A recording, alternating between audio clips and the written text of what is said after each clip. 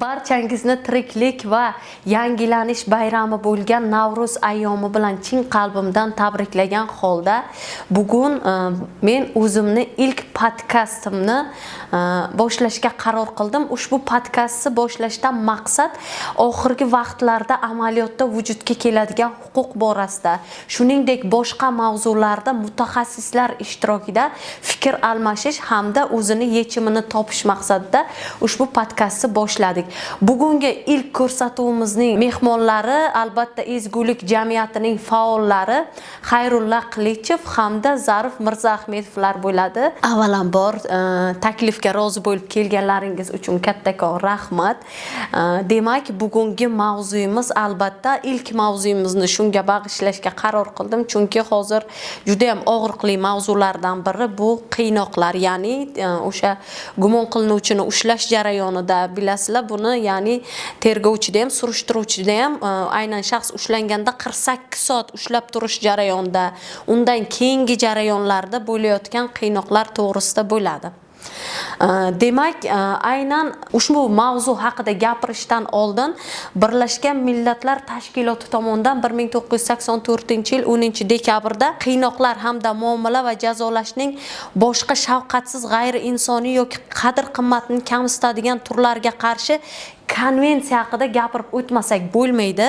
Ushbu konvensiya O'zbekiston Respublikasi tomonidan 95-yil 28-sentyabrda ratifikatsiya qilingan va ushbu konvensiya asosida O'zbekiston Respublikasi Konstitutsiyasining 26-moddasiga alohida qiynoqlar bo'yicha moddada ko'rsatib o'tilgan. Shuningdek, Jinoyat kodeksining 235-moddasida ham aynan qiynoqlar bo'yicha javobgarlik nazarda tutilgan. Bu ancha yaxshi o'zgarish hisoblanadi O'zbekiston uchun. Endi auditoriyaga savol bilan yuzlanmoqchiman. 2016-yildan keyin aynan qiynoqlar mavzusi tan olinib, ancha ommalashib bordi va bu albatta prezidentimiz Shavkat Mirziyoyevning so'z erkinligiga, ommaviy axborot vositalariga, shuningdek jamoat faollariga imkoniyat yaratilganligi deb o'ylayman. Shunga qanday fikrdasizlar? Bugungi kunda aynan 2016-yil hamda undan keyingi o'zgarishlar haqida nima deya olasiz? Albatta, bugungi kunda nafaqat qiynoqlar mavzusini, jamiyatimizdagi so'z erkinligi, demokratik munosabatlar, umuman umuminsoniy qadriyatlarni biz ikki xil taroziga qo'yib ko'radigan bo'ldik. Ya'ni 2016-yilgacha bo'lgan davr va 2016-yildan keyingi davrga. Qiynoqlar mavzusi haqida gapirish 2016-yilgacha bo'lgan davr albatta aniq faktlar bilan yoki bo'lmasam statistik ma'lumotlar bilan asoslab beradigan ko'rsatkichlar juda ham kam. Sababi bu davrda statistika u yoqda tursin, shu ijtimoiy tarmoq yoki umuman matbuot sahifalarida jazoni o'tash muassasalarida yoki bo'lmasam tergov sud jarayonlarida ayblanuvchilarga, gumonlanuvchilarga nisbatan qo'llanilayotgan qiynoqlar yoki boshqa choralar haqida hech qanaqangi ma'lumot ko'rilmas edi. Ahyon-ahyonda uchrab qolgan shunaqa ma'lumotlar bo'ladigan bo'lsa, bu zudlik bilan bu ma'lumotni tarqatayotganlarga nisbatan o'ziga mos, o'ziga xos choralar ko'rilgan.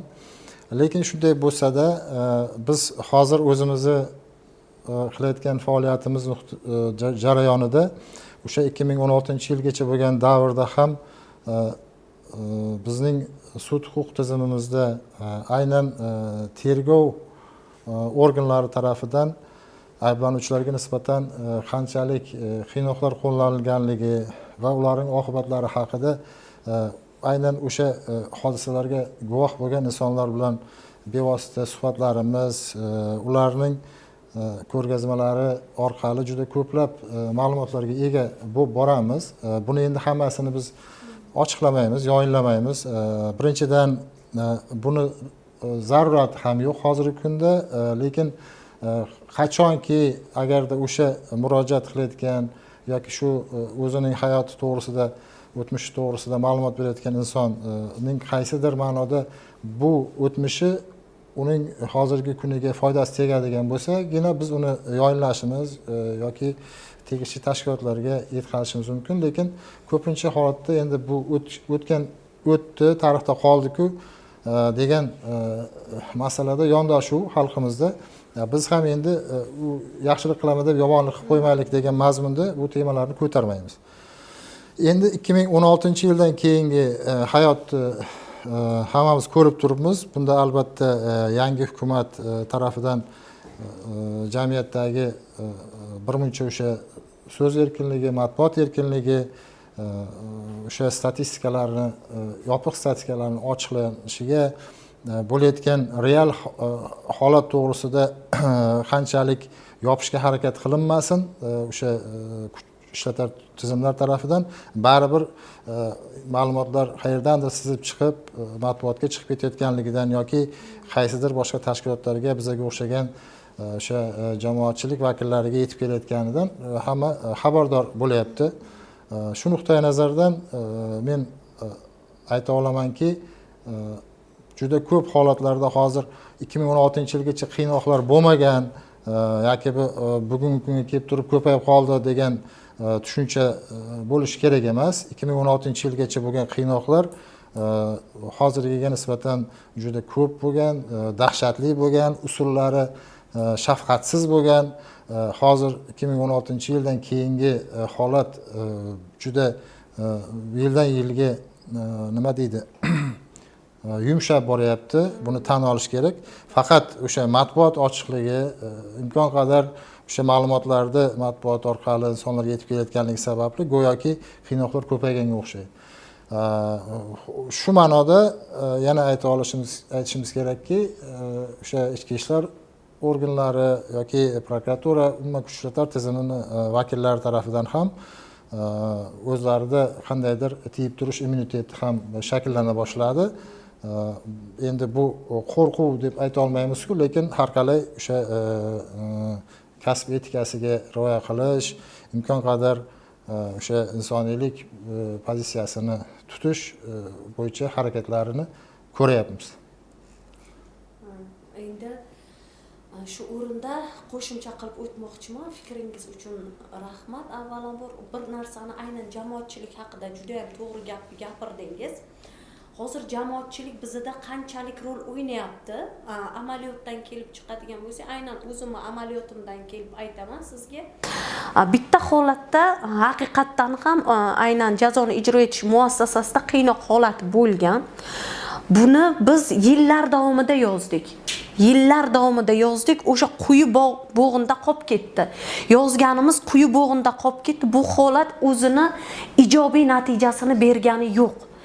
Va oxir oqibat jamoatchilikka oshkor qilishga qaror qildik va jamoatchilikka oshkor qilganimizdan keyin albatta rahbarlarga bu bizani qilayotgan murojaatimiz yetib bordi va biz bir yil davomida yugurib hal qila olmagan ishimiz jamoatchilikka e'lon qilganimizdan keyin rahbar tomonidan nazoratga olinib ijobiy yechimini topdi. Mana bo'larkan-ku. Bunda men o'ylayman, albatta jamoatchilikka roli juda ham katta bo'ldi deb o'ylayman. Shaxsan men aynan jazoni ijro etish departamentiga borganimda arizalarim yozardim, ijrosiz qolardi. Oxir mana matbuot, ya'ni ommaviy axborot vositalarida video murojaat qilganimdan keyin shaxsan jazoni ijro etish departamenti rahbarlari tomonidan meni murojaatim o'rganib chiqilib, o'zini ijobiy yechimini topdi.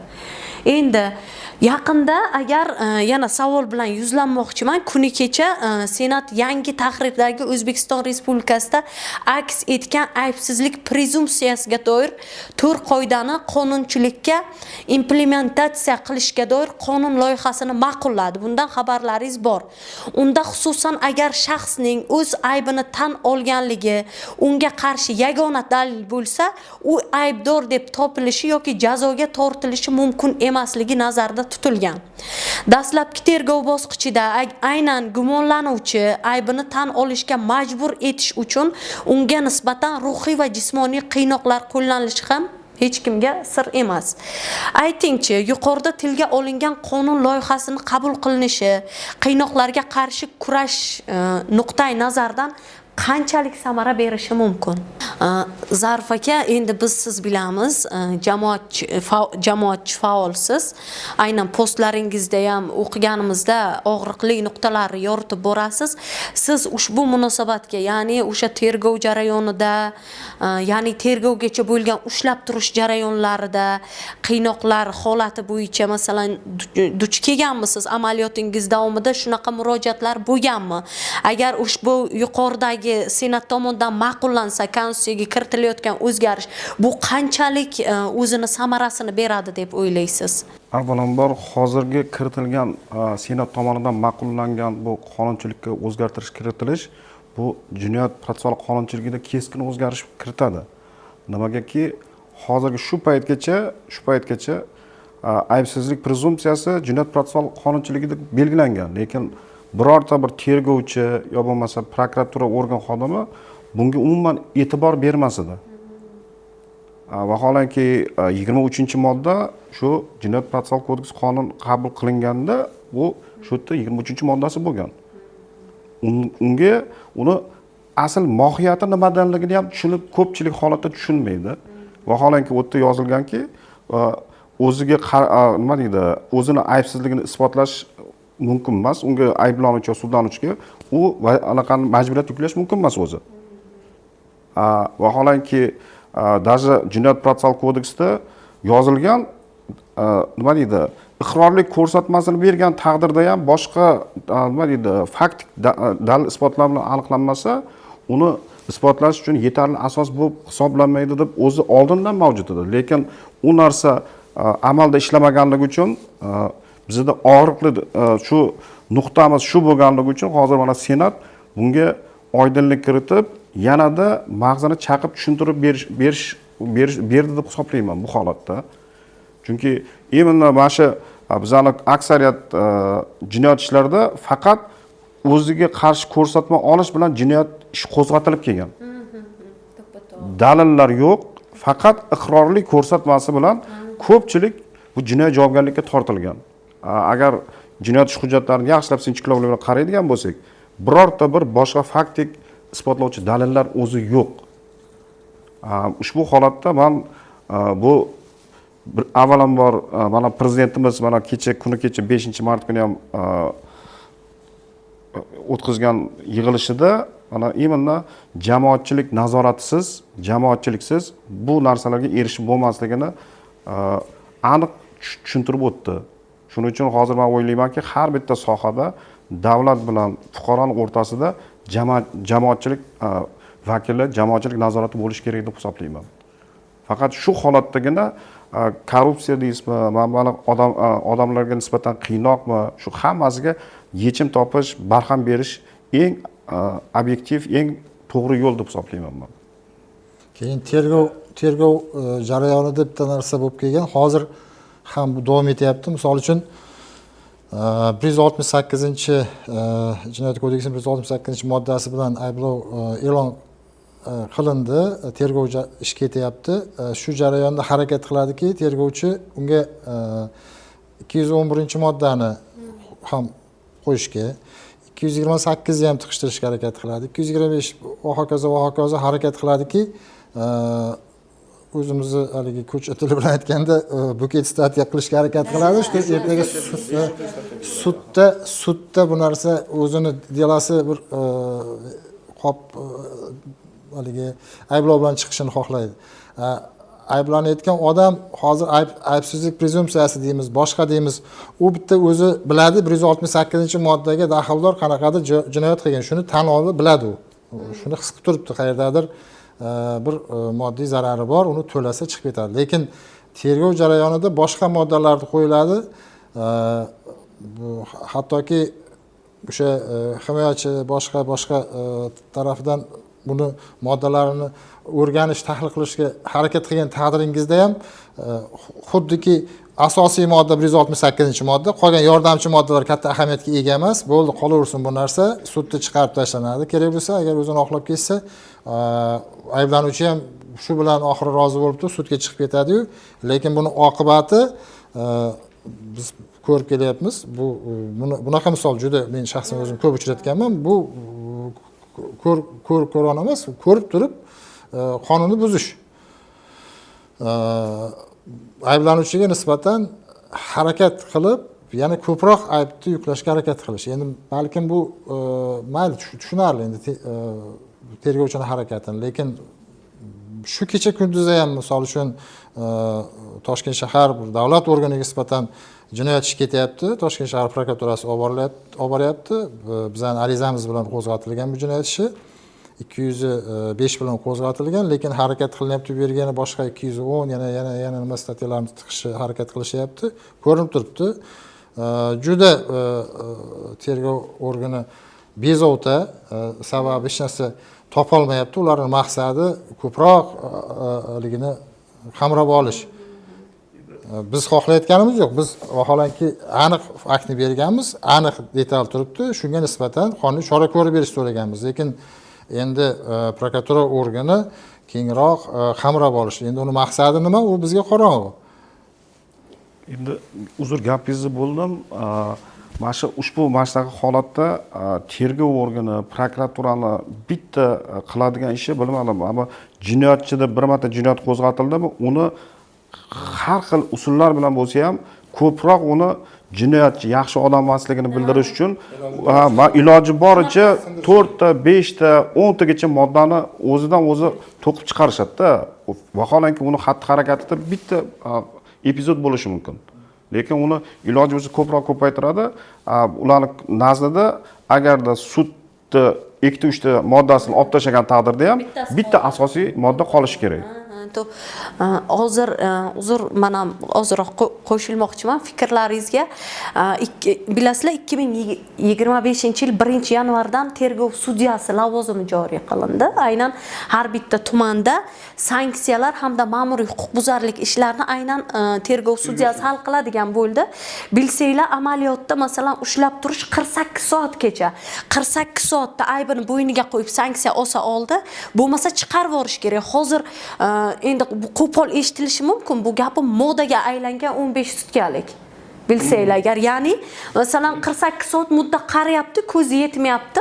Yaqinda menga bitta aynan shaxs murojaat qilyapti, Sirdaryo viloyatidan murojaat qilyapti. Xullas aytyapti, Rossiyadan kelyapti. Hozir diniy mavzu juda ham avj olib ketgan, nashidalar ulashish. Xullas shunaqa telefonidan diniy material topilgan. Qarayaptiki, bu jinoyatga tortmaydi. Bu diniy material jinoyatga tortmaydi. Aynan jinoyat qidiruv bo'limi xodimlari tomonidan aynan u Rossiyadan kelganidan keyin buni ushlab olib kelishgan. Hamda aynan jinoyat qidiruv bo'limi boshlig'i aytyapti unga, "Sen uchastkavoy bilan sudga borasan, uchastkavoy bilan tortishdim deb ayt. Biz san ma'muni jinoyat emas, ma'muriy qilib yengilroq qilib beramiz" deyapti-da. Buni ishontiryapti. Bu ishonyapti-da uni gapiga. Men soat buni vaholanki vokzaldan ushlab ketishgan. Toshkent xalqaro aeroportidan ushlab ketishgan. Bola qo'rqqan, yosh bola. Endi nima qilish, nima vaziyat, to'g'ri gapiradi deb o'ylaydi-da. Keyin borgan, sudga borgan. To'g'risini aytsam, men kutmagan edim bu narsani. Sudya bilgan. Bular o'ylagan sudya bunga ma'muriy qamoq beradi degan.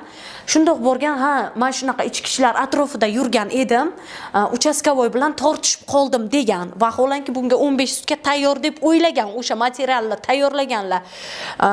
Sudyamiz aynan shu joyda unga qamoq emas, jarima jazosi bergan. Shu joyda 15 sudga уже tamom tugadi. Keyin bolani ko'zi ko'chaga chiqqanda ochilgan. To'xta degan. Bo'ldi, men tushundim. Deganda sraz apellyatsiya yozgan. Meni mana shuncha vaqt davomida ushlab turdi. Endi menga telefon qildi, "Opa, mana shunaqa vaziyat. Nima qilsam bo'ladi? Menga yordam bering." Ular hozir qo'limdagi telefonni xolislarsiz o'sha nimada olib qo'ygan. Ichiga narsa tiqib qo'yish holatlari ham bo'lishi mumkin. Chunki men o'sha bildim bular noqonuniy, men yozyapman bular ustidan. Men noqonuniy ushlagan uchun. Endi ular o'zini himoya qilish uchun telefonimga nimadir tashab qo'yishidan qo'rqyapman, opa deb menga murojaat qilyapti. Bu yoqda to'g'risini aytsam sudyaning harakatini tasannoga loyiq, chunki har doim bizda 15 sutka bu eng oxirgi nima bo'lib kelgan. Najot uyi bo'lib kelgan. Hozirgi vaqtda bu najot uyi ham mana sekin-sekin mana yangi yildan o'sha 15 sutkaliklar yo'qolyapti, chunki mana ko'rdingiz, yaqinda yana bitta ishda ham 15 sutkalik oqlov bo'ldi. Xullas yaxshi tomonga qarab yuryapmiz. Zeboxon, hozir siz aytgandek holat 2023-yilda ham bizda bo'lgan, xuddi shunaqa holat. Bitta fuqaro Rossiya davlatidan ishlab kelyapti. U betga kelgandan keyin betda davlat xavfsizlik xizmati va mana bu tezkor qidiruv organ xodimlari vokzalda uni ushlashyapti. Vaholanki ularga bu sabab nima bo'lgan? Bular ishlagan joyda Qirg'izistonlik fuqarolarda diniy anaqa bo'yicha Rossiya Federatsiyasida ularni ushlashgan ekan, O'zbekistonga faqat ma'lumotnoma berilgan. Что biz shu tadbirda ushladik. Qirg'iziston fuqarolari ular diniy ekstremizmga aloqasi bor, lekin bular ham shu Qirg'izistonlik fuqarolar bitta xonada, bitta общежитияda yotgan. Shuning uchun shunaqa narsaga bormi, yo'qmi, shuni tekshiring deb faqat ma'lumot uchun bergan ekan. U bola bu yoqqa kelyapti, uni qo'lida na telefoni yo'q, boshqasi yo'q. Aytyapti, "San deyapti, yaqin qarindoshing kim bor?" deyapti. Bitta o'zi Buxorolik bolalarmi shunaqa? Buxorolik bolalar bo'lish kerak. Ular bu yerda ukasini telefon qilib chaqiryapti. Ukam bor bu yerda meni kutib oladigan, Toshkentda sportsmen bola edi, men adashmasam sportsmen bola edi. Uni chaqiryapti. U ukasi akam keldi deb xursand bo'lib yugurib boryapti. Yugurib borgan payt telefonini berdi boryapti. Telefonni ichidan kovlashyapti. "Men bu bola kim?" deyapti. "Bu meni o'rtog'im" deyapti. Uni ham chaqirib yoqqa deyapti. Uni ham chaqiryapti. Uni chaqirib olib kelyapti. "Bo'ldi" deyapti. "Endi" deyapti, "Sen bilan Zangataga boramiz" deyapti. Zangata ichki ishlarga boramiz deyapti.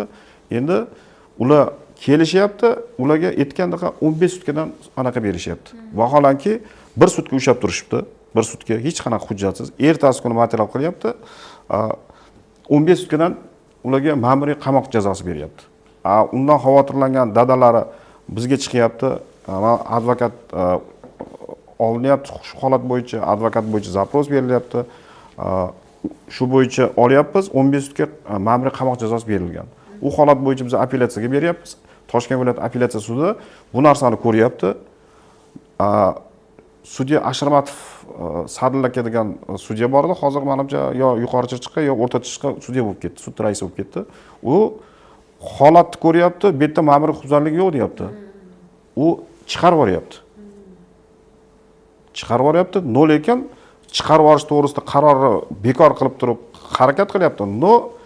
Baribir ichki ishlar boshqa holat bo'yicha yana ushlab turibdi-da, уже 2 sutkani ichida unga уже ayb e'lon qilyapti. Ayb e'lon qilyapti. Shu o'zi shu hozir hamma joyda o'zi moda bo'lib qoldi 244 bo'yicha.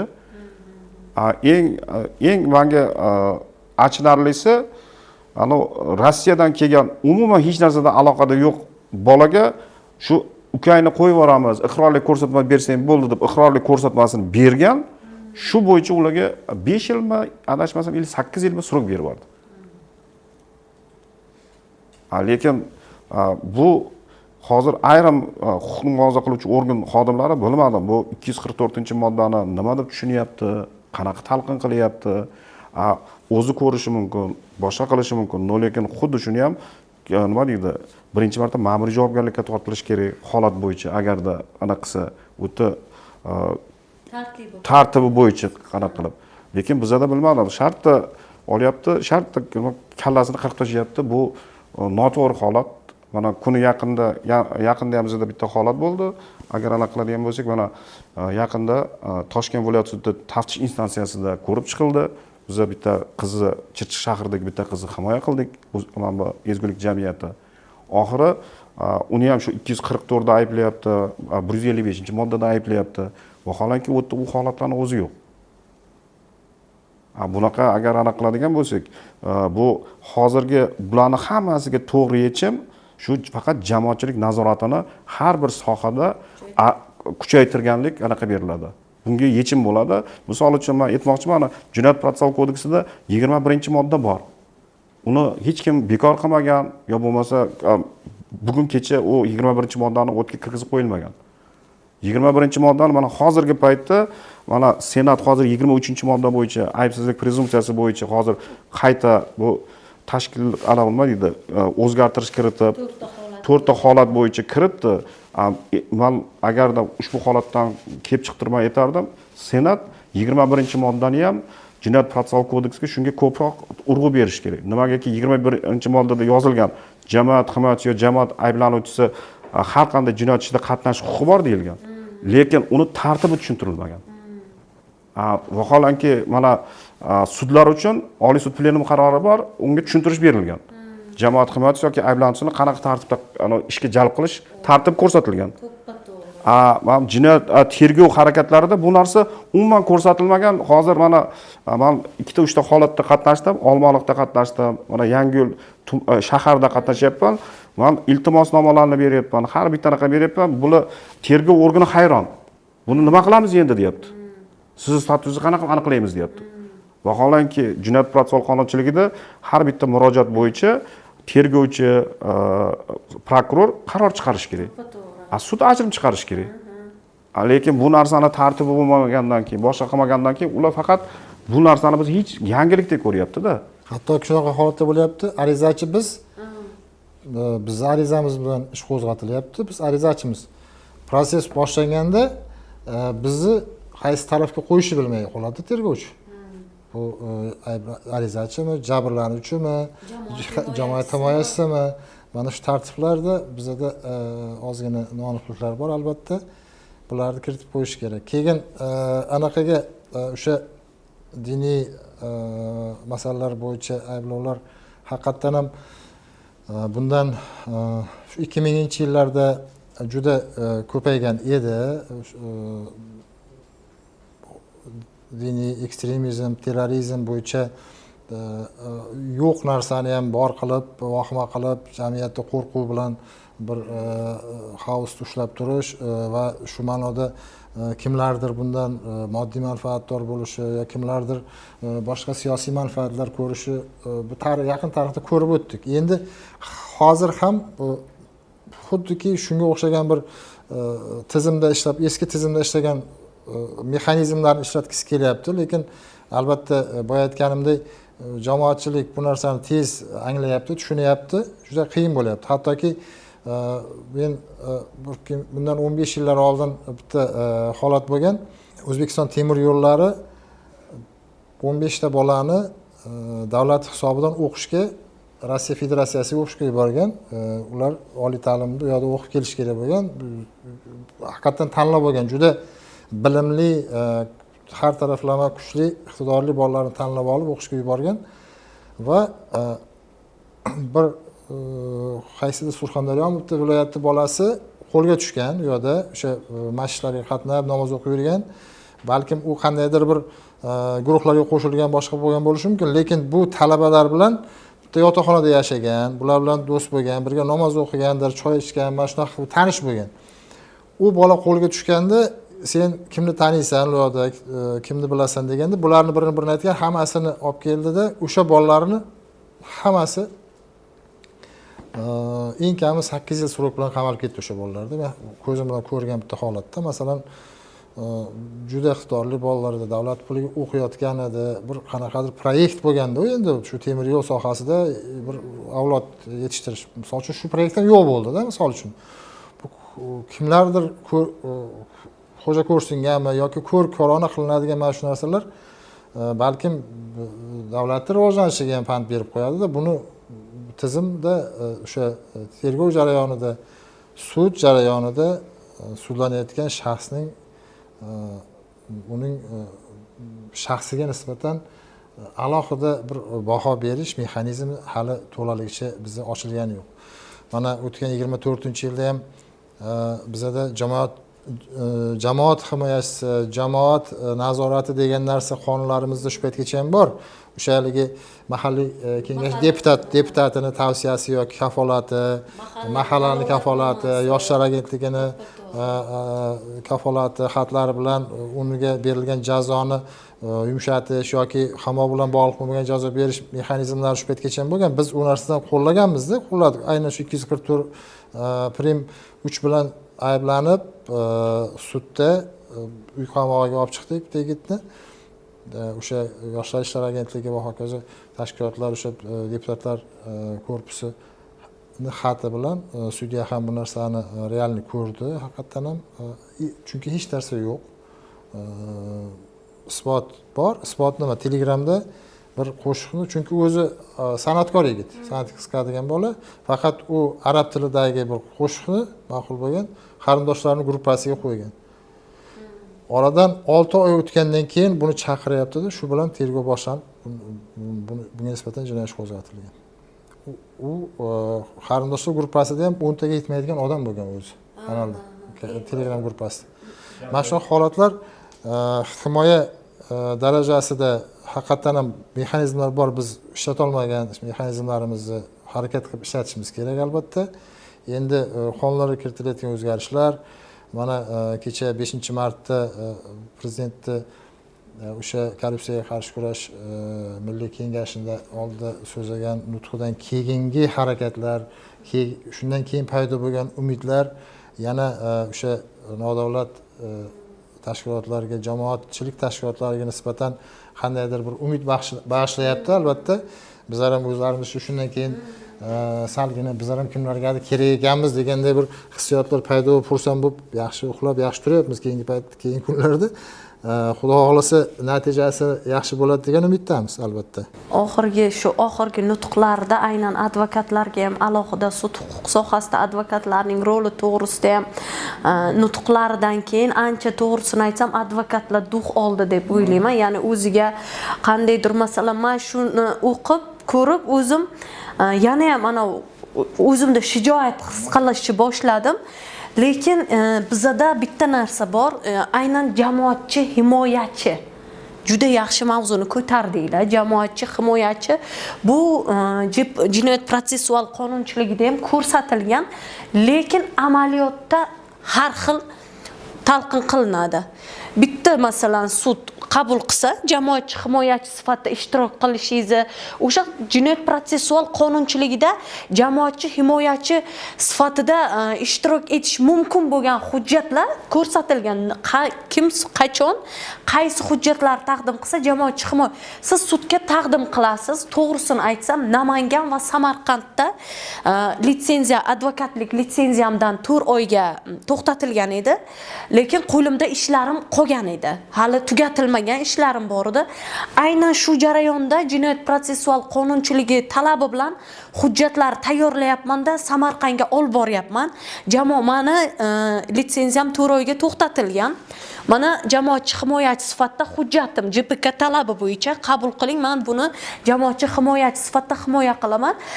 Samarqand viloyat jinoyat ishlari bo'yicha appelyatsiya sudi 3 ta sudi ham bir vaqtda ma'qulladi. Sudda kak advokat sifatida avval qanday qatnashgan bo'lsam, xuddi shunday ishtirok qildim. Lekin bu yoqda men Namanganni alohida aytib o'tmasam bo'lmaydi. Namangan umuman alohida respublika. Namanganda ochiq sud majlislarida kameralar umuman ishlatish mumkin emas. Holbuki bu yoqda masalan ikkinchi taraf yo'q-da. Bizning ishda ikkinchi taraf yo'q.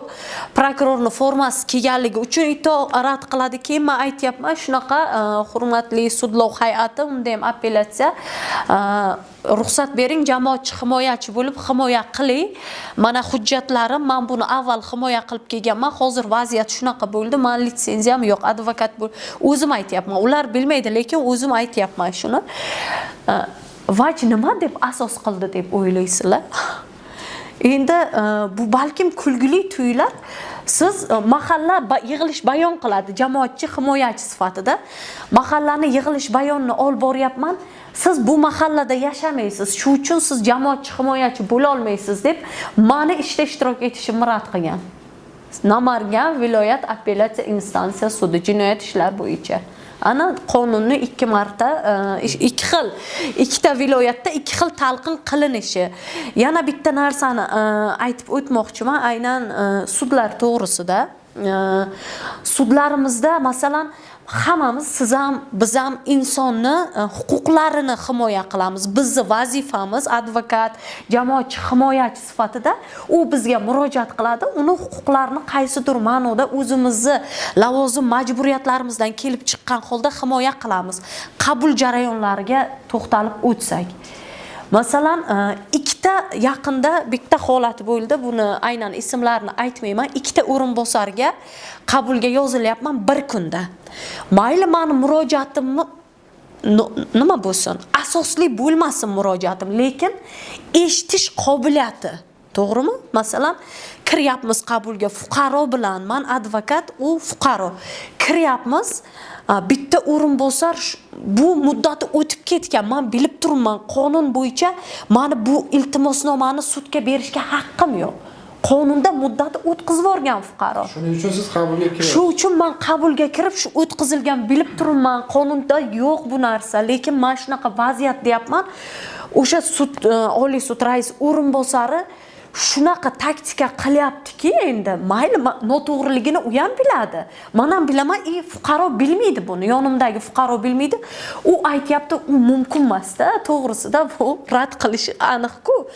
Lekin u shuni olyapti-da, bo'ldi, men ishchi chaqirtiraman-da, ko'rib chiqaman deyapti. Ishchi chaqirtiraman deyapti. Bu degani iltimosnomani qabul qildim, ko'rib chiqaman deganim. Bu ishoning men bilib turibman-da, lekin mana bu fuqaroni bu sudyani aynan Oliy sud rais o'rinbosariga nisbatan shunaqa darajada hurmati oshdi. Birinchi marta kiryapman. Shunaqa sudyalar ham bormi deyapti. 6 yil davomida sudlashib, men bunaqa sudya men bilan gaplashmagan deyapti. Fuqaro chiqib yig'layapti menga. Men bunaqa 6 yil davomida men sudlashyapman, sudma-sud yuribman. Bunaqa meni hech kim bunaqa qabul qilmagan deyapti. Fuqaro shuna erkak kishi yig'lab dard aytyapti. Endi yana bitta holatda 70 yoshli onaxon qabulga kiryapmiz. Aynan o'sha kuni 70 yoshli onaxon qabulga kiryapmiz. Onaxon o'sha 70 yoshda anglay olmaydi-da. Juda xafa bo'ldim. Juda ham xafa bo'ldim. Bunaqa agar qabul shunaqa bo'lsa, o'sha pozitsiyani oldindan bildiryapti. Javob xatingni olasan, chiqib ket deyapti. Bu nima muomala? Hamma o'zini vazifasini bajaryapti. Mayli, qabul qil. Natijasi dela yo'q, hali dela chaqirtirilmagan, lekin ikkinchi holatda aytayapti, bo'ldi, chiqib ket. Javobini olasan. Onaxon qaltirab qolyapti, yalinyapti. Eshitdingmi? Eshitmayapti. Bo'ldi, men senlar bilan gaplash bo'ldim, chiqib ket. 15 kundan keyin javob xatini olasan mendan.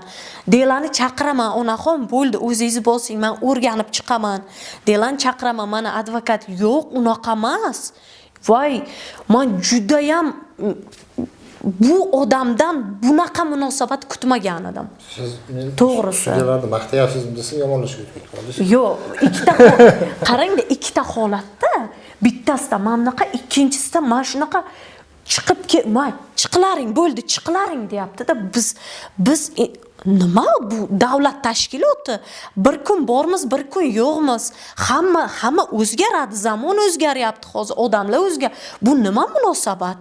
Juda xafa bo'lib, mana ikkita holat, aynan Oliy sudda bo'lgan holat. Sizlarga yana bitta oxirgi savolim bor. Aynan Jinoyat kodeksining 235-moddasi qiynoqlar bo'yicha javobgarlik masalasi. Biz bilamiz, biz juda ham kam ko'ramiz. Masalan, tergovda uni oyog'i sinibdi, o'zi yiqilib yozibdi, ekspertiza o'zi yiqilgan deb beribdi, bo'ldi, ketdi, yopildi. Bunisi internetda chiqadi, ko'kargan, o'zi kim urgani noma'lum, yopildi, ish ketdi. Qachon? Dilshod To'raxo'jayev misolida aytamiz. Internetlarga chiqib ketdi. 1 yil davomida yugurdi javobgarlik masalasini hal qilish uchun.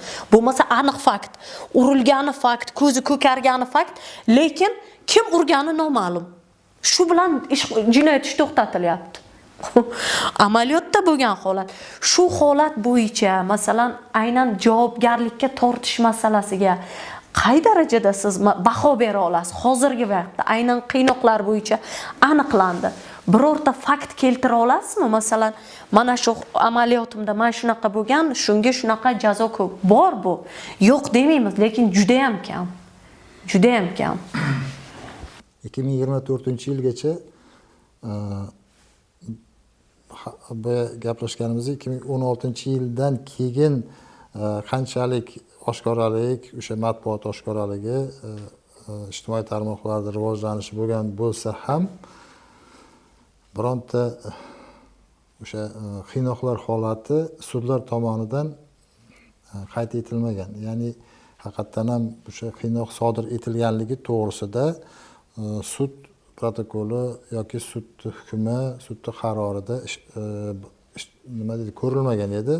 24-yilda 20 dan oshiq, adashmasam, o'sha qiynoq yo'q, 10 dan oshiq qiynoq holatlari sudlar tomonidan o'zini isbotini topdi. Endi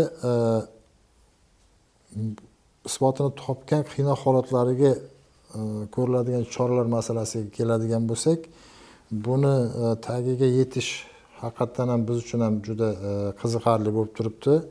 Chunki 24-yil tugaganiga hali ko'p bo'lgani yo'q. Shuning uchun hali bironta holatda o'sha ayblanuvchiga nisbatan yoki mahkumga nisbatan ishlatilgan qiynoqlar bo'yicha isbotini topgan holatlar yuzasidan qo'zg'atilgan jinoyat ishi va uning natijasi to'g'risida yakuniy hali xulosalar qo'limizda yo'q, ochig'i.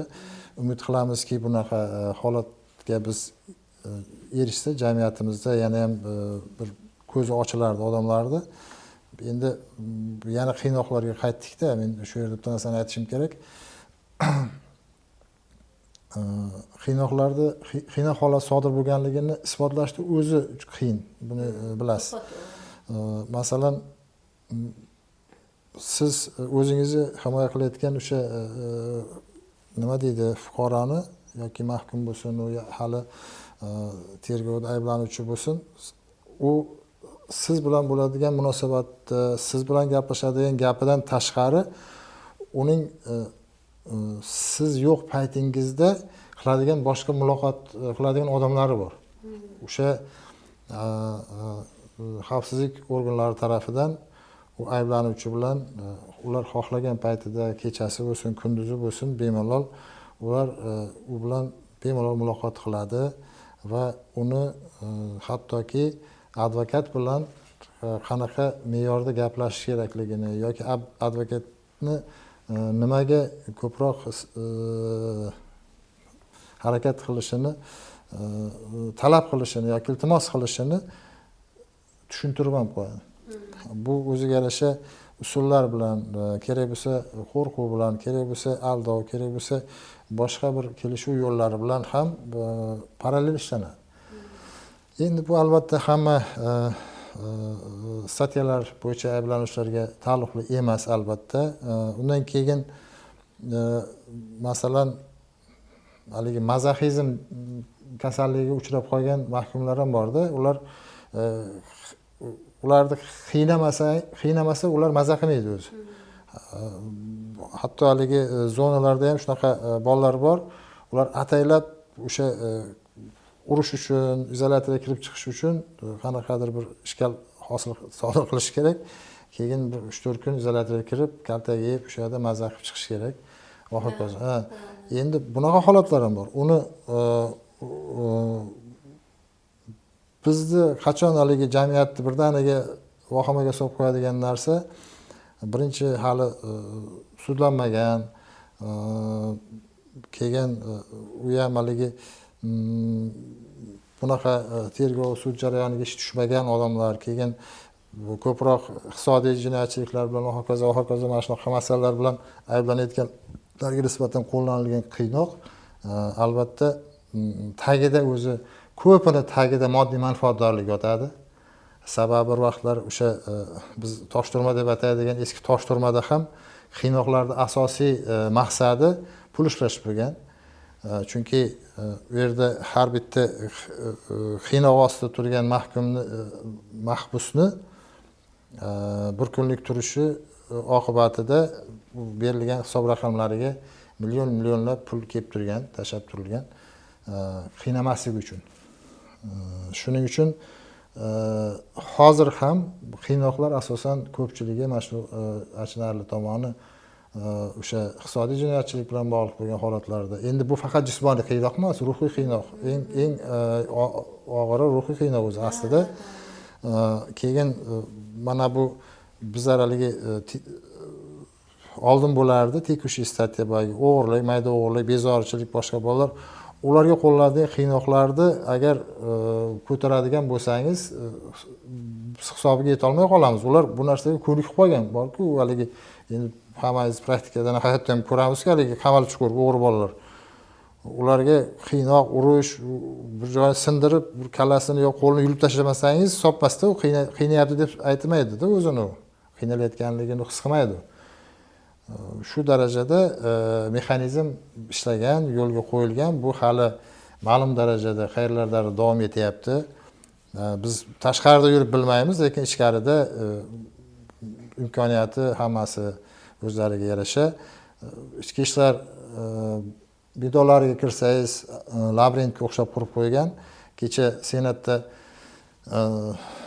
o'sha ichki ishlar qiynoqlar masalasi bo'yicha savol-javob bo'lganda sonlarini aytdi, hozir esimda yo'q. Haligi nechta kameralar o'rnatilgan, ovozni yozuv bilan yozadigan xonalar qildik va hokazo sharoitlar deyapti. U endi mundoq qaraganda buni raqam bilan aytish o'zi kerak emas. Butun hamma joy kamera, hamma joy zapis, devorida ham hamma joyda prosushka zapis ishlash kerak. U shunaqangi tashkilot organning xonasi bo'lgandan keyin butun boshi katta ichki ishlarni haligi binosi bo'lar ekanda, bu 4 ta xonasiga kamera qo'yib qo'yganiga xursand. Qolgan xonalarda nima bo'lyapti? Etajlari bor, umuman kamerasi yo'q, spetsial qilingan. U etajga chiqdingmi, o'zi sog' tushmaysan. Bo'ldi-ku, o'sha etajlardan bolalar tashlab yorib, derazasini o'ldi, boshqa qildi. Nima uchun unaqa? Chunki etajlarda kamera yo'q. Spetsial qilingan etajlar, o'sha koridorlar, kamerasi boshqasi. Ko'p voqealar o'shanaqa joyda sodir bo'ladi. Endi mana qachonki o'sha jamoatchilik nazorati, mana bizning o'sha ombudsmanning misol uchun ta'siri deylik, boshida maqtab gapirdingiz o'sha Akmal Saidovni, misol uchun markaz bor yo'qligini hech kimga qizig'i ham, isig'i ham, sog'i ham bilinmay qoldi hozir. Misol uchun, xo'p, bularning ta'siri bilan o'sha narsalarda bir o'zgarish bo'lmasa, qiynoqlarga nisbatan kurash qanaqa bo'ladi? Boshqa bo'lmaydi. Biz borib turib, ming jamoatchilik nazorati to'g'risida qonunlarni zo'r qilib, yo'da prezident da'vat qilgan bilan biz ichki ishlar idorasiga, binosiga kirib turib ko'rib o'tira olmaymiz-ku. Ular bu zamonaviy texnologiya bilan aslan shunday qilinmagan bo'lsa, to'g'rimi? Kim nima qilayotgan ishlarni bilmasangiz, olib kirib ketdi, bo'ldi, tamom. Yo sog' chiqadi, yo o'ligi chiqadi, bilmaysiz-ku. Tergov advokat xohlasa kirgizyapti, xohlamasa kirgizmayapti. Shu kecha kunduz ham bo'lyapti-ku, nechtasi o'zimiz zotvoy qilib kirgiza olmayapti, advokatlar kira olmaydi. Xohlasa kirgizadi, xohlamasa. Endi shu joyga keladigan bo'lsak, mana bu eng og'riqli tochkasi, nuqtasi o'zi bizda hozir jamiyatdagi advokatlarning ham ko'pchiligi bu o'zini kasbiga halol yondashmaganligida ko'p holatlarda. Halol yondashadi, chunki o'zlari o'sha birga o'sha sistemadan chiqqan-ku. Именно shu sistemadan chiqqani uchun ko'z yuz xotir qiladi. Bunaqa narsaga, например, tergovchi tomonidan qilinganda vaqtida o'zi ham shu ishni qilganda, shuning uchun ko'z yumishga harakat qiladi-da ko'p holatda.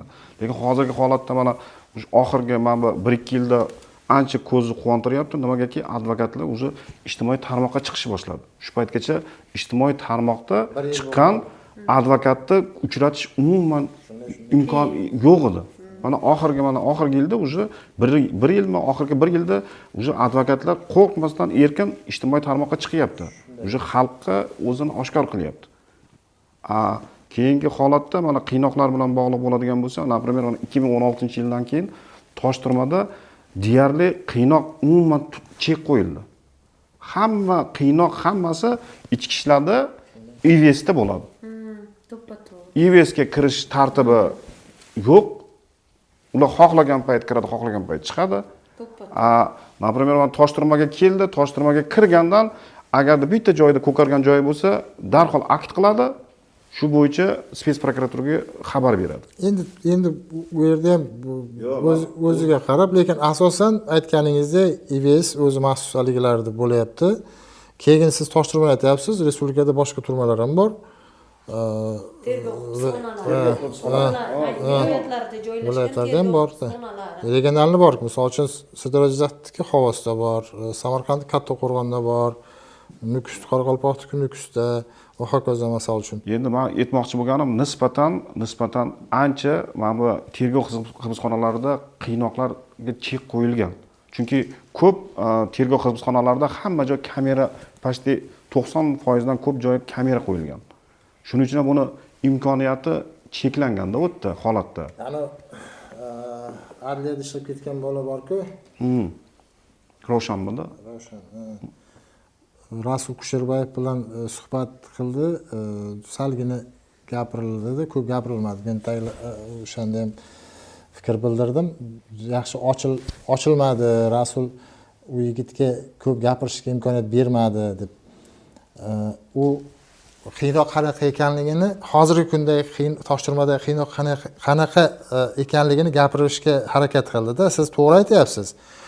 Qiynoq ko'pincha turmada ham hozirgi oldin ham laxmash deyilardi. Endi laxmashni ham hozir sal nima deydi, madaniyatliroq shaklga olib kelingan laxmashlar. O'sha ya'ni mahkumni qiynaydi.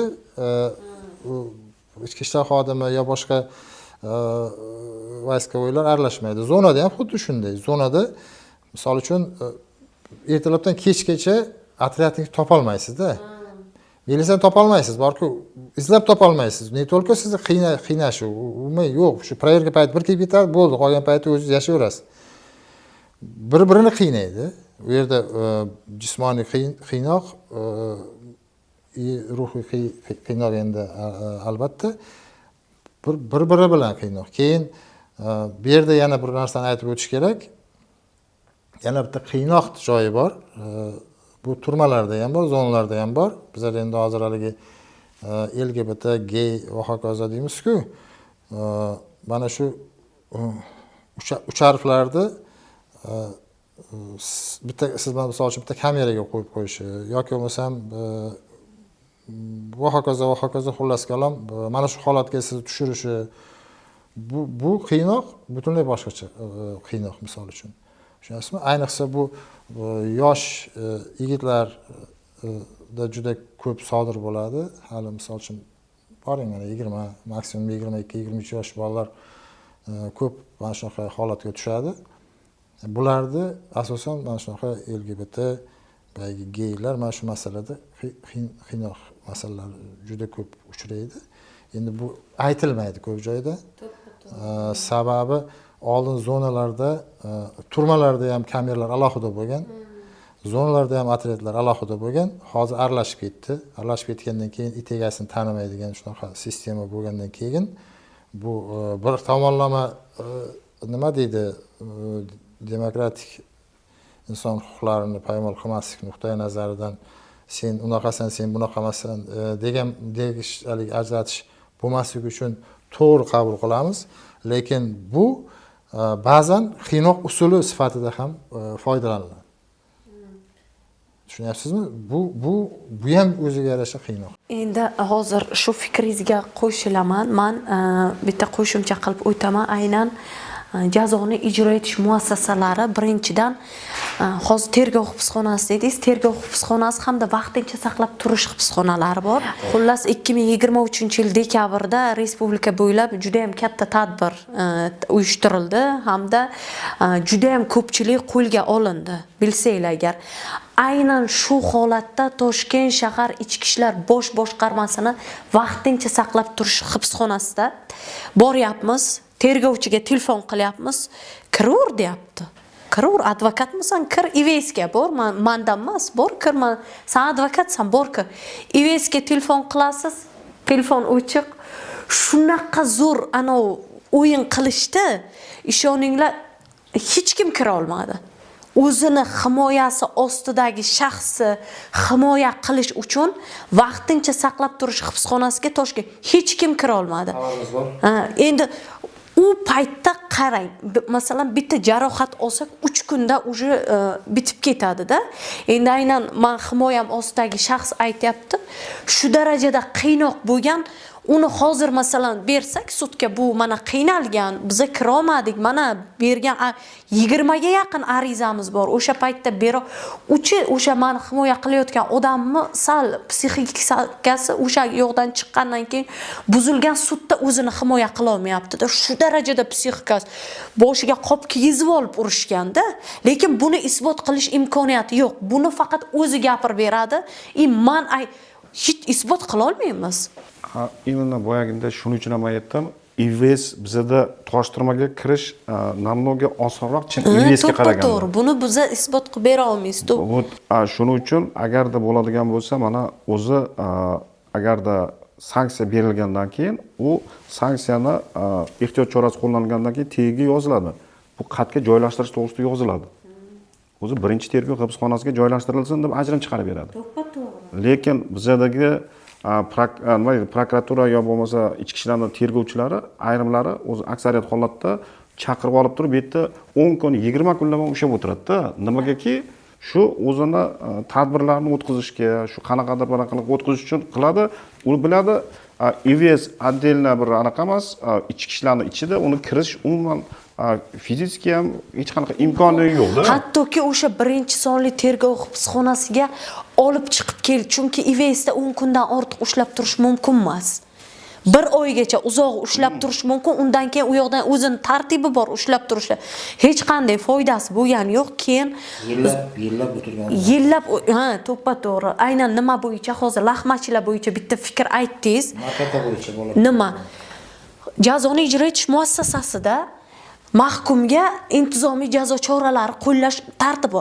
Birinchisi o'zi tartib keltirilgan Jinoyat ijroiya kodeksining 105-moddasida birinchi ogohlantirish, hayfsan hammasi tartib bilan keltirilgan. Aynan bitta holatda uni masalan одиночный хождение, ya'ni yakka tartibdagi deb hayfsan beryapti, to'xta. Одиночный хождениеga hayfsan emas. Birinchi ogohlantirish bermaysanmi? Keyin bunga endi qarang. Bu yo'q qilgan, yo'q qilmaganda buni biz ham mahkum sizga aytadi, mahkum isbotlay oladi. Buni biz masalan advokatlar ichkariga kirib buni ko'rmaganmiz. Buni isbotlovchi video kamera taqdim qil. Bo'pti, jazolabsan, jazolashingni huquqiy isbotini qilib ber. Buni masalan aynan birinchi o'zi prokuraturaga beriladi, jazoni bekor qilish uchun ular rad qilsa keyin sudga murojaat qil degan joyi bor. Ko'p holatlarda bu narsaga e'tibor berilmaydi. Isbotlash majburiyati aynan mahkumda bo'ladi. Mahkum buni isbot qilib bera olmaydi. Lekin bilamiz bu noqonuniy jazolangan. Ayniqsa ana bu kolonkaga chiqish vaqtida shu juda ham ko'p holat uchraydi. Shu kolonkaga chiqarmaslik maqsadida muddatini cho'zish maqsadida jazolaydi. Yo'q hayfsan beradi, chunki 1 yilgacha amal qiladi hayfsanlar. Bu bilmadim, bu kimnidir buyrug'mi yoki aynan jazoni ijro etish muassasasi rahbariyati tomonidan mana shu masalaga yechim topish kerak. Qandaydir aynan mana shu masalani muhokamaga qo'yish kerakda, jazolashni. Zonani ichidagi jazolash faqatgina muassasa rahbariyatini buyrug'i bilan jazolanishi kerak emas deb o'ylayman. Buni yana kimdir nazorat qilish kerak deb o'ylayman. Maxsus prokuror uni bekor qilishga chiqsangiz bo'ladi. Maxsus prokuror bermaydi-ku jazoni. Sizni rahbar beradi faqat. Holatda mana 2024-yil bizning o'zimizda bitta holat bo'ldi. 2024-yilda mana Ohangarondamida kolonkadan bittasi chiqish kerak edi. Muddati kelgan. Va biz ezgulik jamiyatidan mana jamoat himoyasida bayonnoma rasmiylashtirilyapti. Chunki qarindoshlar bizga murojaat qildi. Shu bo'yicha biz shu manzil koloniyasining rahbariyatiga men iltimosnoma bilan ariza bilan murojaat qilyapman. Ular hujjatlarni qilib beryapti, qarayapman. Shu berayotgan xarakteristika deyiladi. Xarakteristikada u faqat muassasani o'zi beryapti. Aytayapman, kechirasiz, bitta muassasa o'zi zainteresованный taraf bo'lsa, bunaqa paytda deyapman, komissiyonday bo'ladi deyapman. Agar men tushungan bo'ladigan bo'lsam, bu yerda ombudsmandan, deputat, mahalladan 5-6 ta bu komissiya a'zolari qatnashishi kerak bu holat bo'yicha. Uni nima deydi, tuzalish yo'liga o'tgan, o'tmaganligi bo'yicha o'tda xulosani bitta odam beryapti.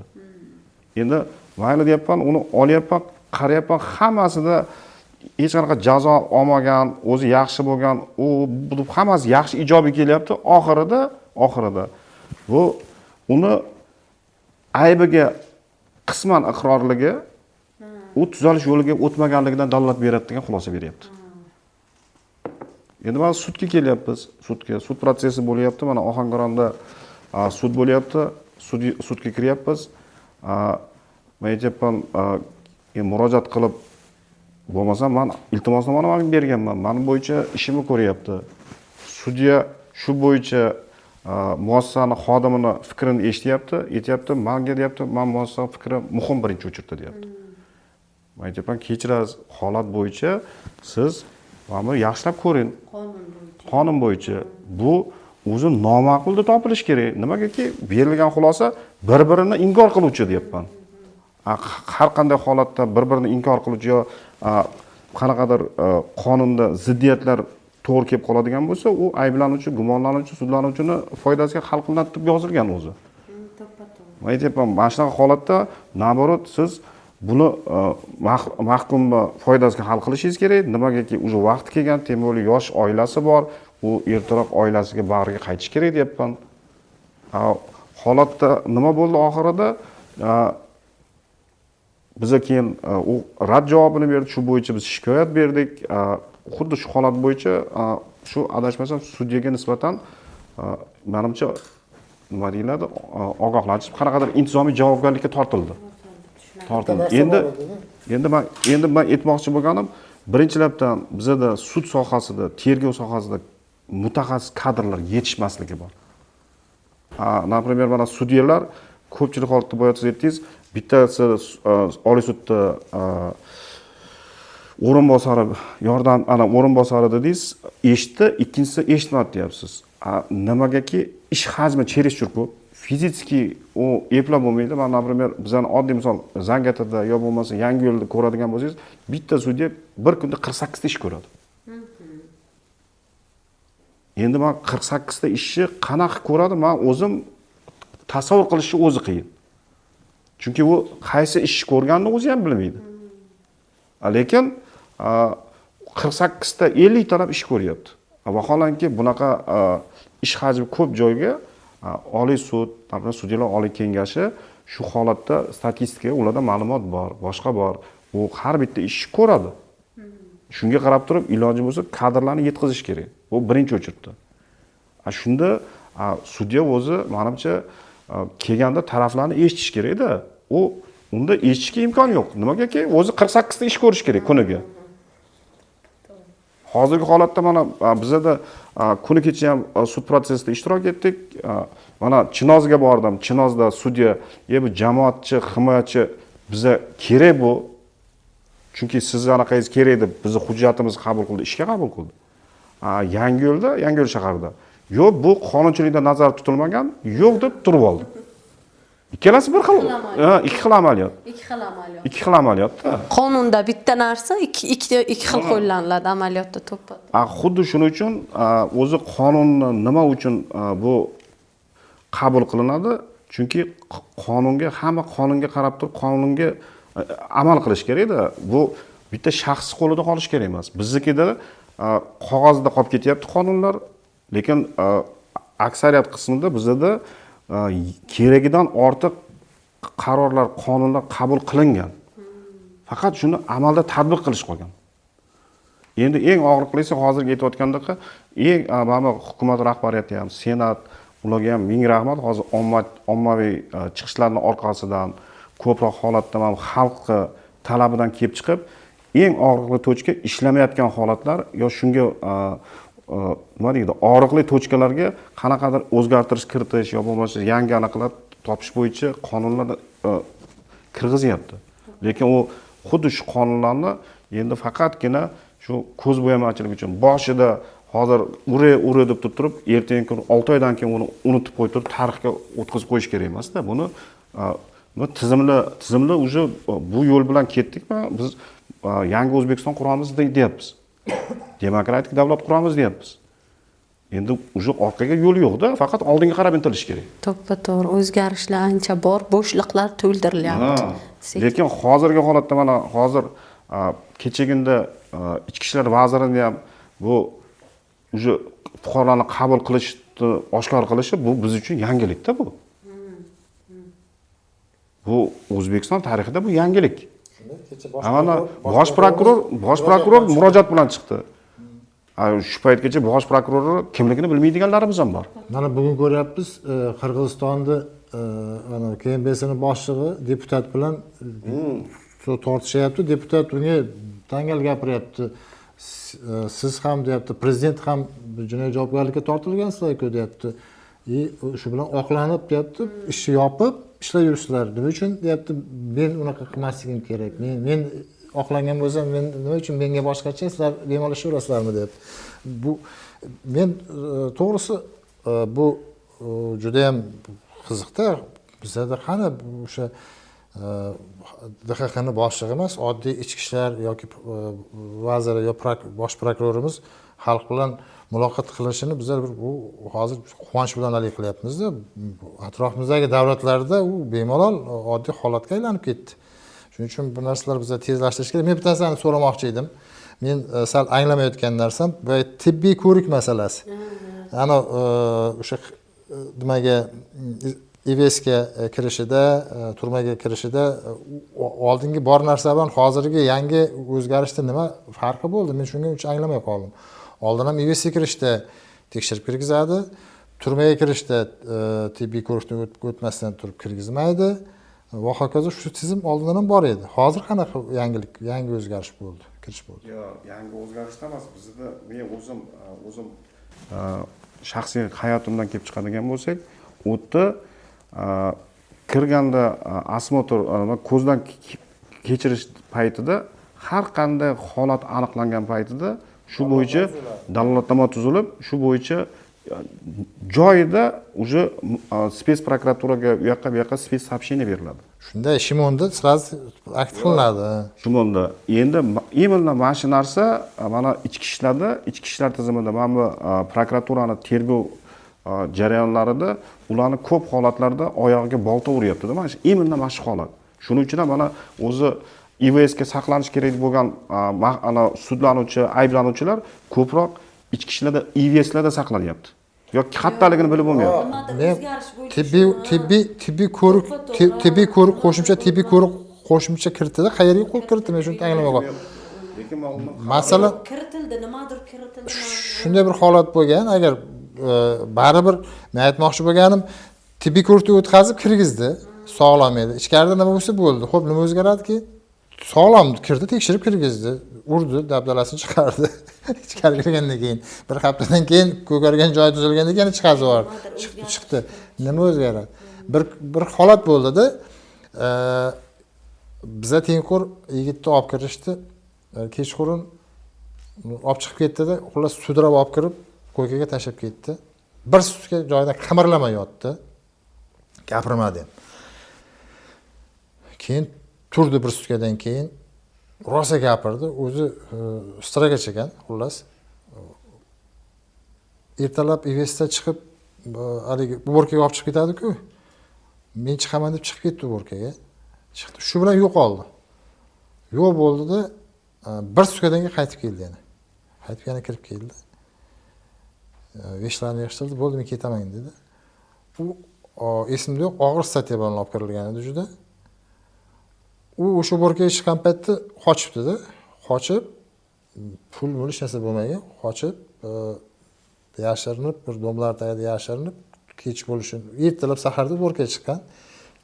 Qorong'i tushishini kechasini kutib, kechasi keyin piyoda xullas necha kilometrdan piyoda yurib, amallab turib, ekspertizaga kelib, anaqadan o'tib, hammasini qilib turib borgan. O'zi yana qaytib borgan, o'z oyog'i bilan borgandan keyin shu bilan u bolani delasini yopib turib ko'chaga chiqarib yubordi-da bolani. Endi bu hamma yeri boshqa qilib tajribaga ega bo'lib qolgan odamni o'zim ko'zim bilan ko'rgan holatni aytyapman. Endi shu narsaga majbur bo'layapti odamlar, hattoki agar qo'yayotgandek faqat kirishda emas, ras tibbiy ko'rik bo'ladigan bo'lsa, chiqishda ham tibbiy ko'rik bo'lishi kerak-da.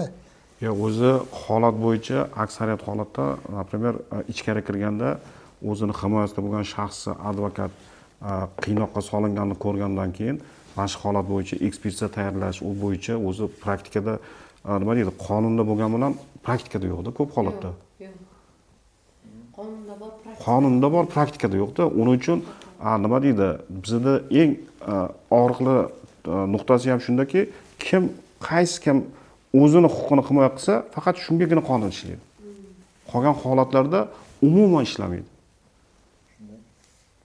Shuning uchun bizda hozirgi holatda men ko'proq quvontirayotgani, hozir nima deydi, yuridik universitetni tamomlaganlardan ko'pchiligi o'sha advokat bo'laman degan umid bilan chiqayotganlarida, o'zi men shu paytgacha ko'rmaganman, yuridikga topshirgan talabalarni birortasi men bitirib advokat bo'laman deganini eshitmas edik. Faqat yo prokuror yo sudya bo'laman derdi. Yo tergovchi bo'laman derdi. Endi sal bizlarning mavzumiz o'zi zerikarli mavzu, ko'pchilikka misol uchun qiziqarli bo'lmasligi mumkin. Nima aytmoqchimanki, bunaqa holatda o'zi ko'proq aniq bir keyslarda muhokama qilinsa va o'shalarga bo'lgan fikrlar bo'ladigan bo'lsa, jamoatchilik yo biladigan keyslar yo bilmaydigan keyslar bo'lsa ham qiziqarli, zerikmaydigan narsa bo'ladi ko'proq. Shuning uchun keyinchalik shunaqa tashkil qilsak yaxshi bo'ladi. Bugungi suhbatimiz juda ham maroqli o'tdi. Sizlarga yana bir bor o'zimni rahmatimni aytmoqchiman. Xullas, xolis fikrni kommentariyalarda qoldiraman. Kim qanday fikrda bugungi mavzuyimiz to'g'risida albatta o'z fikringizni yozib qoldiring. Bizga bu juda ham qiziq. Biz albatta yana keyingi podkastlarimizda sizga qiziqarli bo'lgan mavzularni olib chiqib yoritib borishga harakat qilamiz. Xayr, salomat bo'ling. Rahmat.